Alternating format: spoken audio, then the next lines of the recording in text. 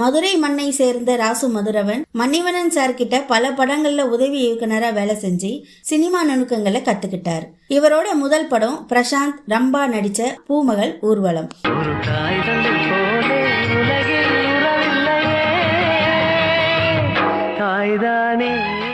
நீண்ட இடைவெளிக்கு அப்புறம் ராகவா லாரன்ஸ் நடிப்பில் அம்மாவோட பாசத்தை மையமா வச்சு உருவான படம் தான் பாண்டி.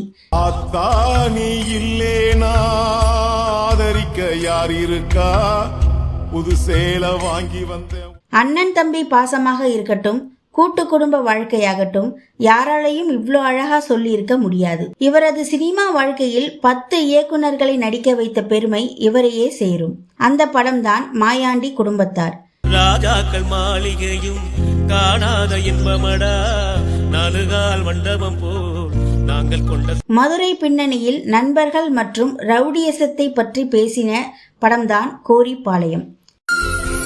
என்ன இந்த மாற்றமோ என் மனசு வழுக்குதே.